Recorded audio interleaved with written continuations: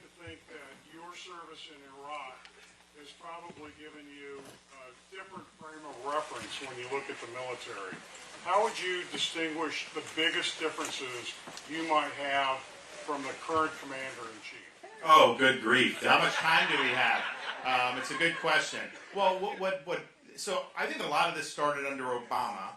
I think it continued under Trump. I don't think Trump really supported, but he didn't really have a good handle on the people that he appointed. And so there was a lot of political agenda put into the military, and then Biden has just put it on steroids, and that's inappropriate. I mean, we don't need social agendas. We don't need woke ideology. We don't need any of that in the military. We need to do one thing: mission first. Focus on the mission. Make sure we're promoting people solely on the basis of merit and not any other reason. And the thing is the recruiting's at the lowest level it's been since, I think, the end of the Vietnam War.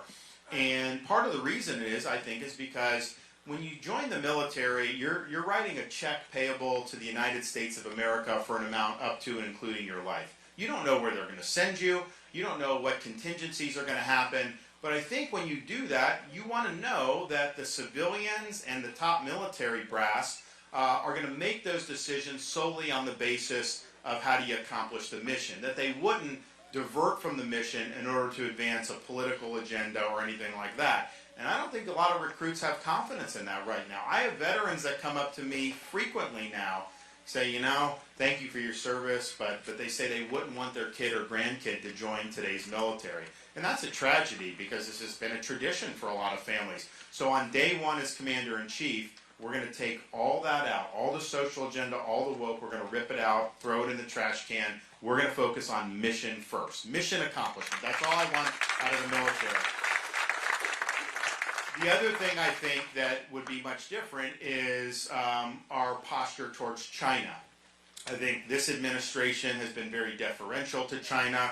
They're constantly saying China is not an adversary, that it's kind of more of a friendly competition. No, I think China is a threat to this country. And I think we need to get serious about the threat to this country. Like, yes, I understand people in Wall Street have made money in China. I get that. But to me, that's not the most important thing. The most important thing is what's happened over the last couple of decades with China and how has that affected the American people. And it's not been good for this country. They've hollowed out a lot of industrial base of this country. They've gotten wealthy. They've grown their military. People used to say 20, 25 years ago, China would become more democratic if you did things like most favored nation and put them in the World Trade Organization. It's been the opposite. They're more authoritarian than they were 25 years ago, and Xi is very ambitious in terms of what he's doing. But you think about what they did. You have San Francisco. I mean, there's feces on the streets, drugs, all this stuff happening, and this is like squalor. And what Governor Sununu says is exactly right. It is a shell of its former self. But Xi is coming to town, so what did they do? They cleaned the feces off the sidewalk. They cleared the streets. They made it look like it was actually a well-run city. But it was all just a Potemkin village. But they were willing to do that for Xi Jinping, but they're not willing to do that for their own citizens or for the American people. So we're going to take the threat of China seriously. I think the next 10 or 15 years is going to determine whether we remain the dominant power in this country or whether China eclipses us. And this is not just something about, oh, I'm competitive, I want to bang my chest, we're number one. Yeah, I do. That is kind of how I'm wired, but it's more fundamental than that. If China is able to dominate the global economy, if they're able to dominate throughout the world, they will export their authoritarian ideology any place they can. The cost of doing business with China will be to bend the knee to their agenda, and it will impact every American family. So we can't let that happen.